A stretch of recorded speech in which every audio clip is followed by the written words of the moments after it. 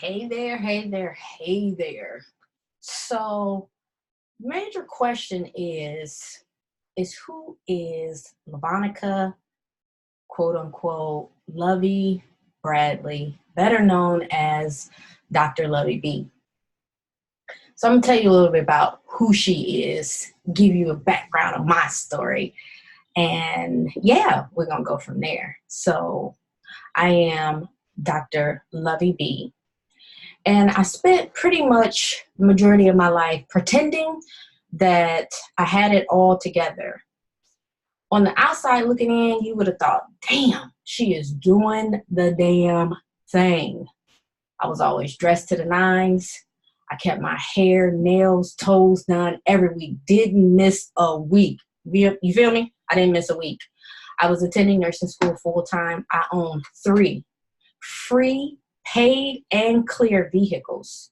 And at that time, I was renting a 4-bedroom home, bath and a half, full garage, basement, fenced-in backyard home by myself. I was single, dating here and there. I was very involved in the church, from the youth choir to the leader of the youth praise team.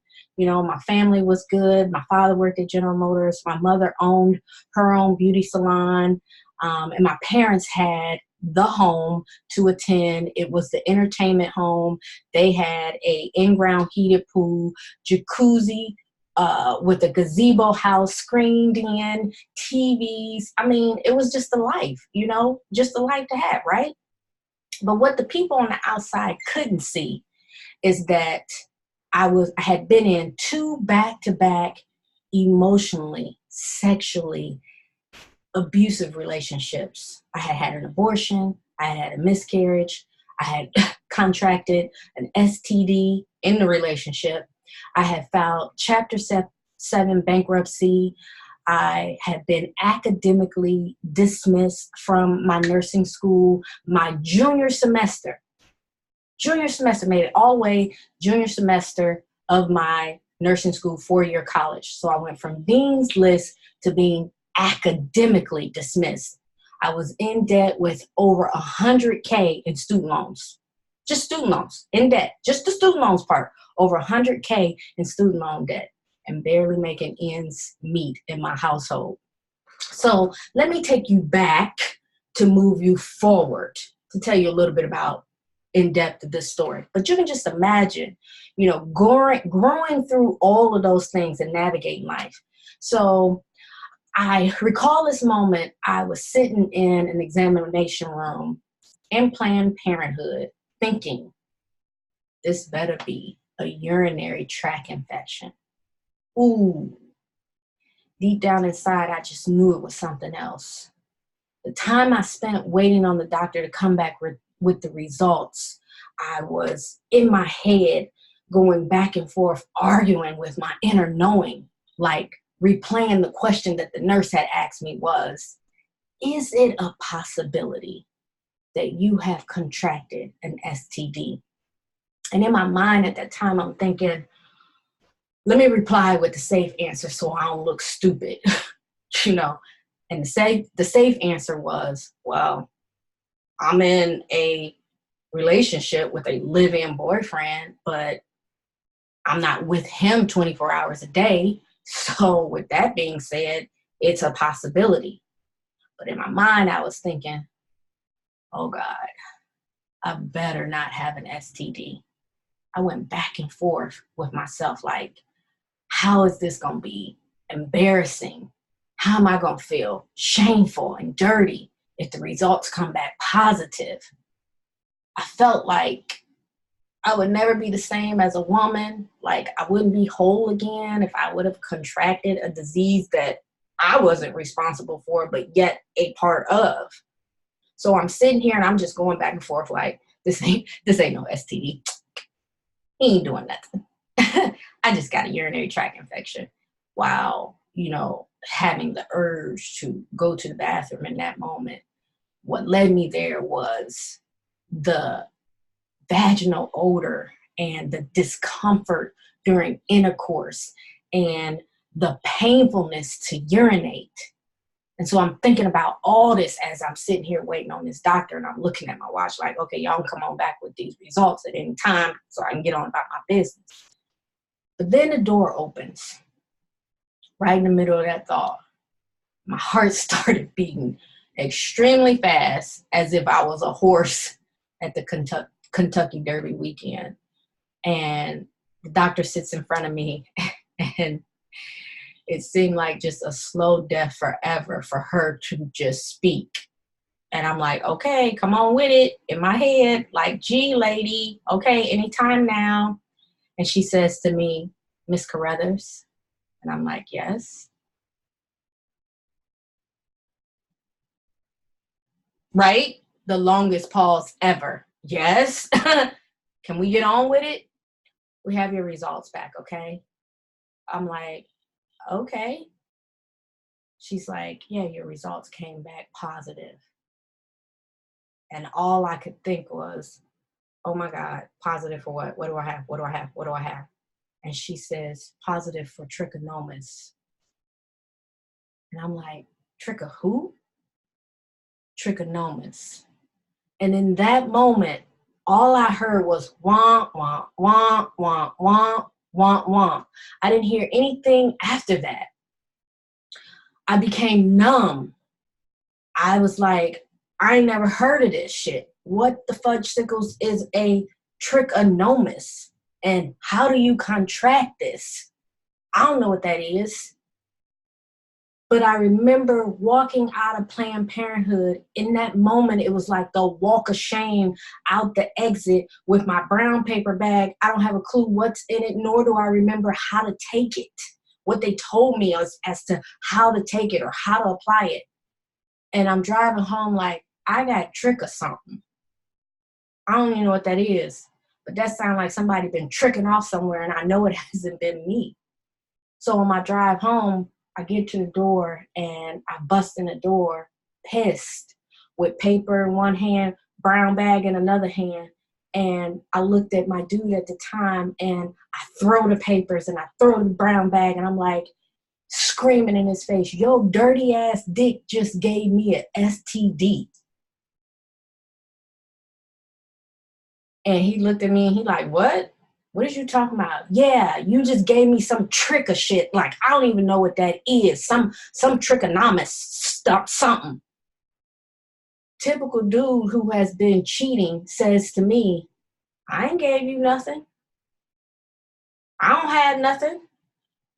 You got whatever you got from whatever you've been doing. I ain't gave you nothing. So then it became in that moment of, you the one been cheating. So the roles have been reversed as if I was the one that had been doing something. So typical person don't believe in owning their shit. So he chose to want to put the responsibility on me. And I remember we were going back and forth. And in that going back and forth, for those of you who have been here, like, you know what you know. Like, you know when something is out of alignment and it doesn't feel right. But yet you talk yourself out of that thing that doesn't feel right, and you're like, oh, you tripping. He or she ain't doing this. You making this up in your head. No, you need evidence that this is going down. So I knew something was up, but yet I didn't have the proof to prove what I knew what was going on. And many of us do that. Like, we don't trust ourselves. We don't believe what an individual is showing us in our actions, so we dismiss it. And I know you've been in that space where you know what you know, but you second guess you. And that's where I was in this moment. I knew this dude had been cheating. I just didn't have proof. And he was an habitual liar. So I'm saying to him, it's all good.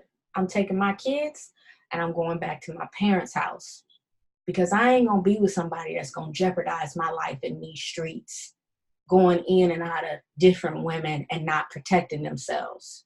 That ain't what we doing. And him and I just arguing back and forth. And he like, you ain't going nowhere. And I'm like, yes, I am. You done put me in jeopardy. So, of course, he's still defending himself, saying that he ain't put me in nothing, that I done gave that to myself, because ain't nothing wrong with him. And so I know in that moment, was packing up my things or getting ready to pack up my things. And next thing I know, he's grabbing me and throwing me down to the couch. And he's like, I said, you ain't going nowhere. So he's on top of me and he's telling me, this is my pussy. You ain't going nowhere. This is my pussy. And from that point, it became a pulling down my clothes, me tussling with him, and him screaming at me that I wasn't going nowhere, that my pussy was his and it belonged to him. And that in that moment, he violated me inside the relationship. This dude that I had been with for 6 years took advantage of me and raped me in my relationship. And I couldn't do anything but think, this ain't happening. Like, this ain't happening right now. I cannot believe that this individual who I've been with for 6 years had violated me in such a way.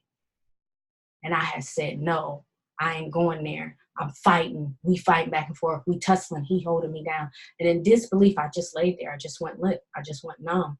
And as I'm laying there numb, this tear falling and this tear falling and this tear falling. And I can't believe that this is my life right now. Just confused. And after he violated me, he got up as if I gave it up willingly. And I just rolled over crying like, what do I do now? Do I call the police? Do I call my mother? No, don't tell nobody. This shit crazy as all get up. Ain't nobody gonna believe that you've been raped inside your relationship. He don't even believe that he raped you. You the only one believe that he raped you. No, it's no. Call the police. No, don't call the police. So you know what I did? I didn't tell anybody. I never said a word. I never said a word to anybody. I held on to what I call PTSD, post-traumatism slave disease. And traumatism is a traumatic effect or condition that has happened to someone. And in other words, this is family dysfunction that has been passed down from generation to generation. So in my community, the generation to generation is what happens in this house stays in this house. And I didn't tell anybody. I didn't even speak my truth about it for over 20 years.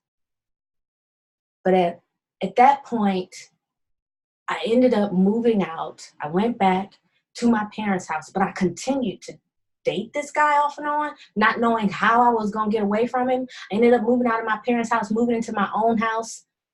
And then I kept going on with the cycle of being mistreated emotionally, verbally. Wasn't physical, but emotionally and verbally physical. Emotionally and verbally abusive was going on in that relationship. And then I got tired and fed up. And I just said to him, I'm done with it. And once I made my mind that I was tired and fed up and I was done with it, this man began to stalk me. He stalked me for months, and I was scared to my life that he would take my life. Mind you, he'd already raped me. So if he can rape me, he can be capable of doing anything. And every time he mistreated me, and every time he cheated on me, I just continued to go back and put up with it.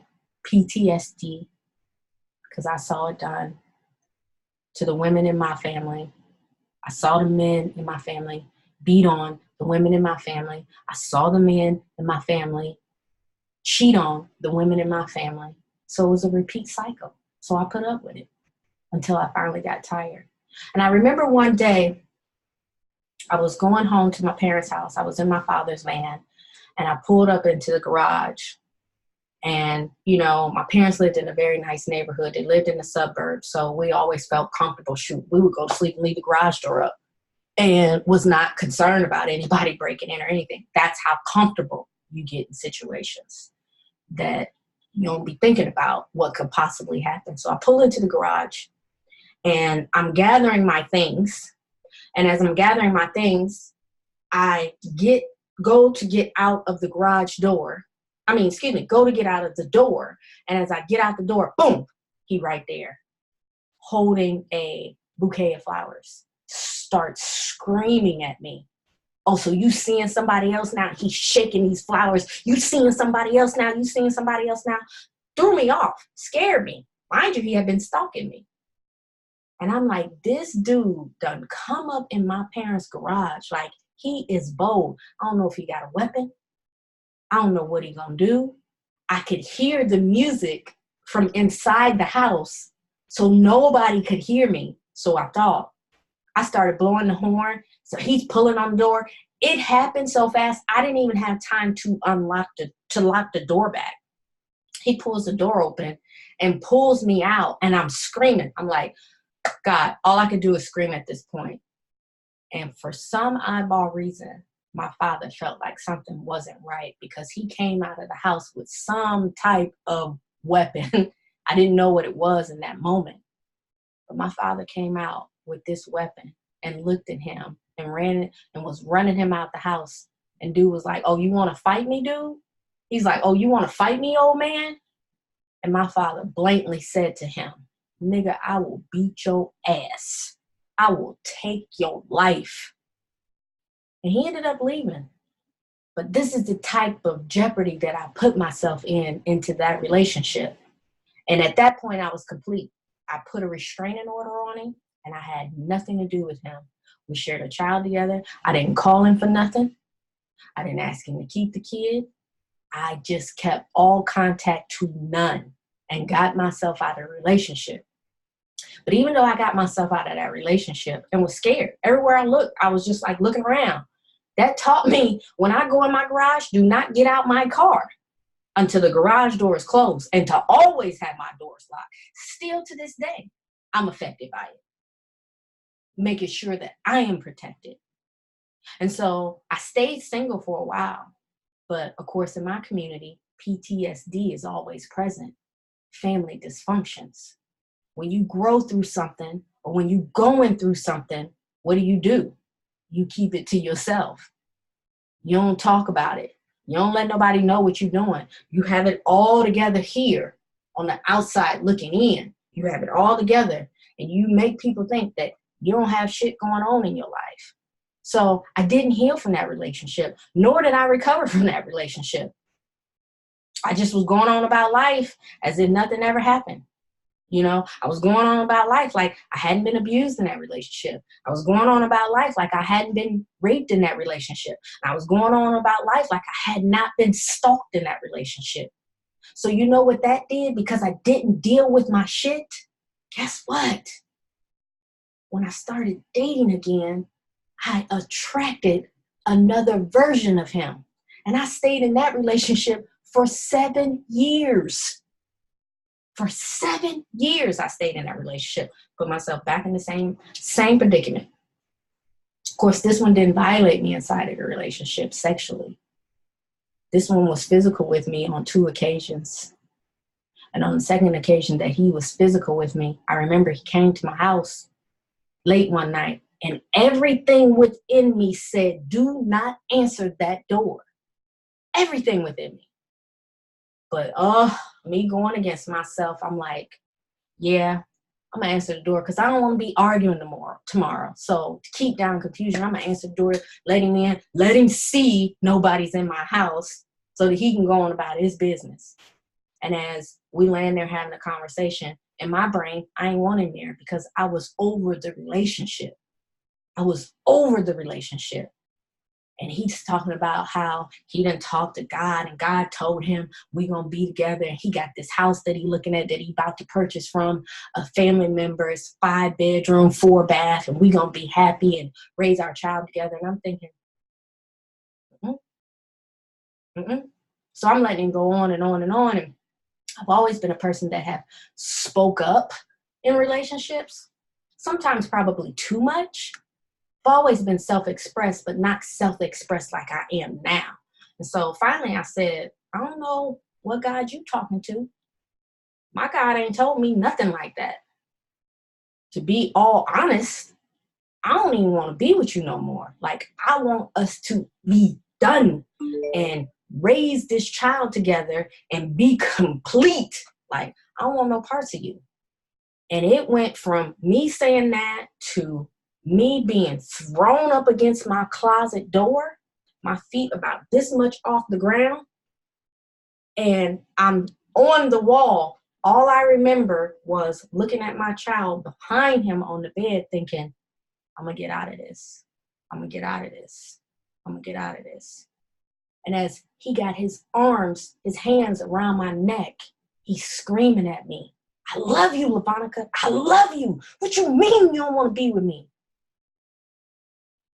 And I got my head up against the wall and I'm just praying, God, please, if you let me out of this, I promise you, I ain't going to go back. I promise you, I'm done. Just save my life. Like, I got 3 girls. Don't let me go like this. And as I'm praying to God and looking up, barely catching my breath at this point, and he studied screaming with his hands around me, I looked at him in his face, and his entire eye sockets were black. And I remember thinking, he done blacked out. I didn't see no white whatsoever.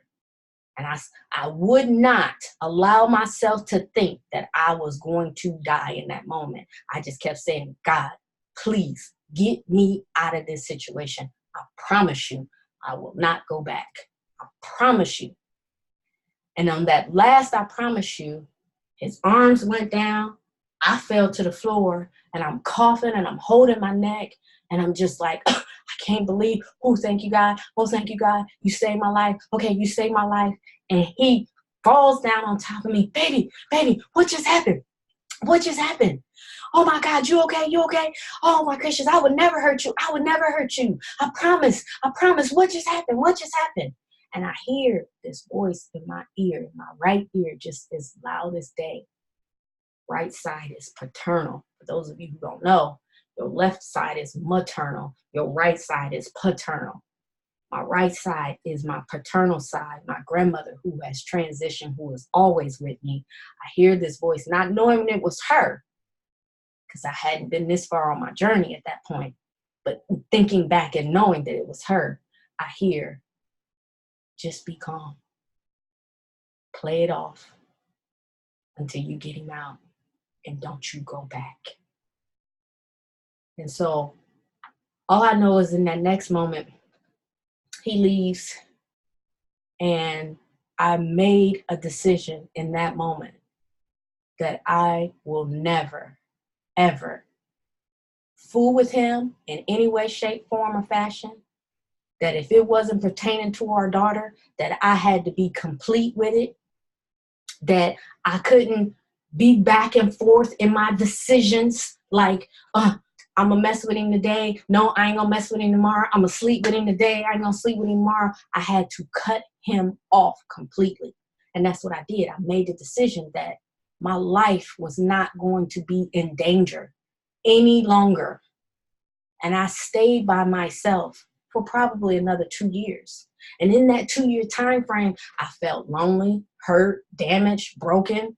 I felt like I done contracted an STD. I done been violated. I done been beat up on. I felt like I ain't gonna attract nothing that I need or desire in a relationship because I keep attracting these type of individuals. You see, you cannot complete a cycle and be in completion with praying to God, please send me X, Y, and Z. Because at this point, you realize this ain't what I want. But I don't know what I want. I just know this ain't what I want. And you praying to God, like, get me out of this situation so that I can get in a better situation. But you ain't dealt with your stuff. See, me feeling lonely, hurt, damaged, broken, I hadn't dealt with that.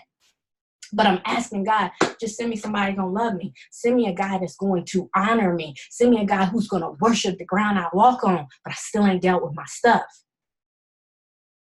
You can't unmanifest your shit unless you deal with it. So that 2-year cycle, me being by myself, feeling like I needed somebody, I was ready to get married because everybody around me was getting married. I was in everybody's wedding. Once they get married, they cut you off because you're the only single one in the crew. And somewhere something shifted for me because I met my husband. And in the first 3 weeks, I knew he was the one.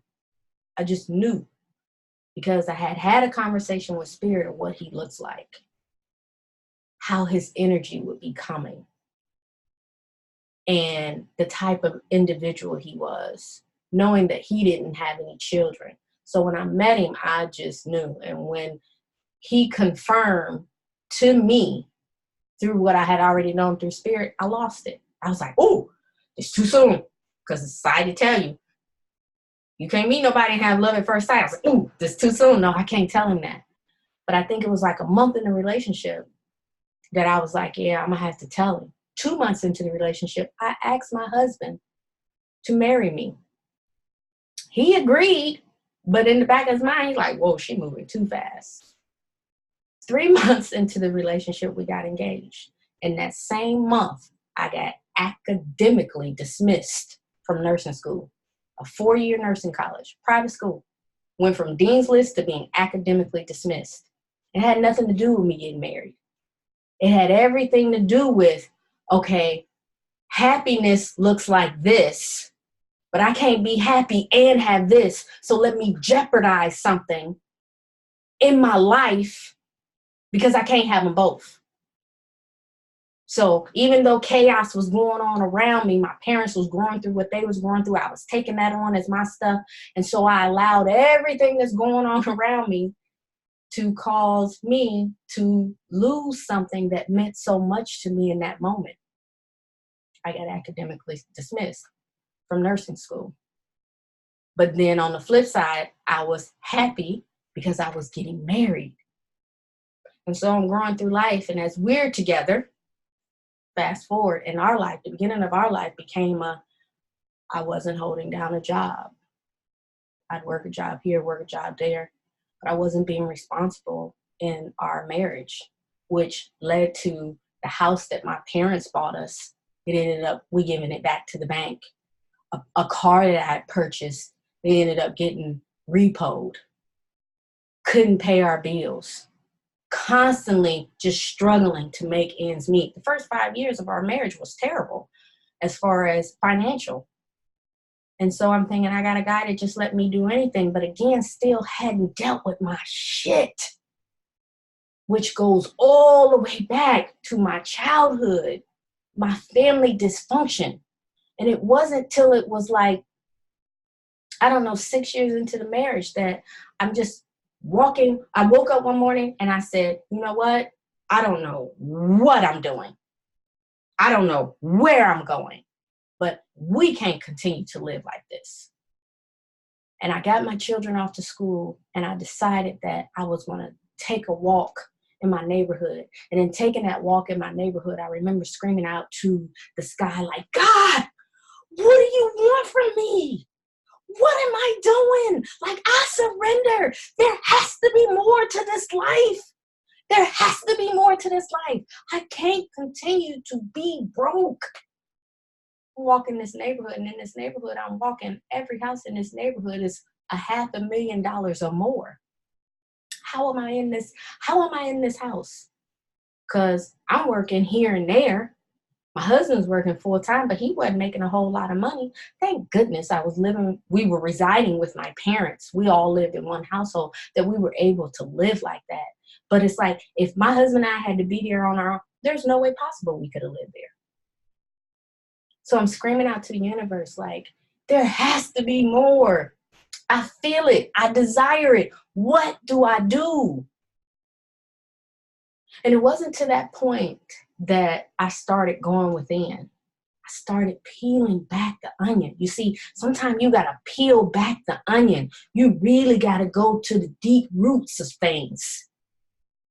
And as I'm starting to peel back the onion, that looked like me doing personal development courses, investing in myself, sitting with myself daily in what we call meditation or stillness or prayer, whatever you want to call that. Really getting clear of what is affecting the child within me.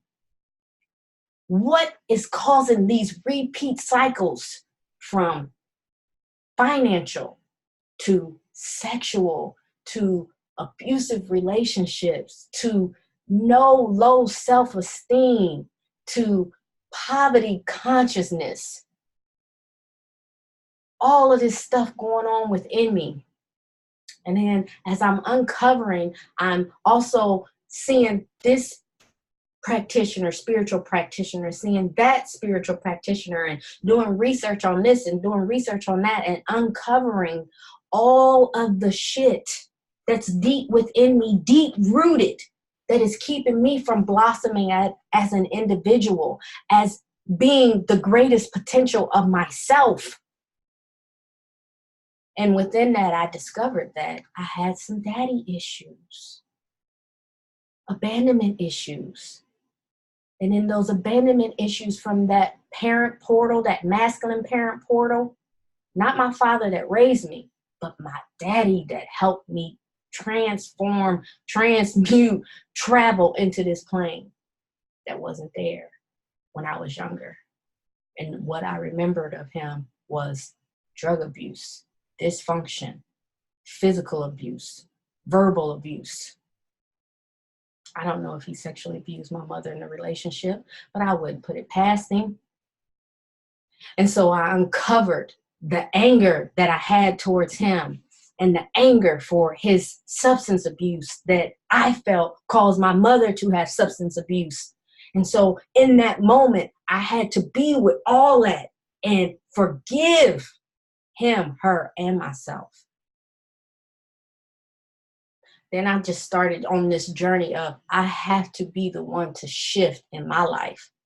So I started pumping into myself, reading, taking this course from self-mastery to visualization to doing positive affirmations to getting my PhD, which all of it led to that, my PhD, becoming a Reiki master, mastering energy, mastering my thoughts and what I was putting into my thoughts, and then mastering how I control what comes into my brain. Self-mastery became my new grind. Self-mastery became my way of bettering myself and becoming the highest potential of myself. And in everything that I grew throughout life, it led to me becoming a doctor that specializes in traumology, which is the specialty of trauma for women who need to live free of their financial, their sexual, and their spiritual trauma that they have experienced in their life. That's me.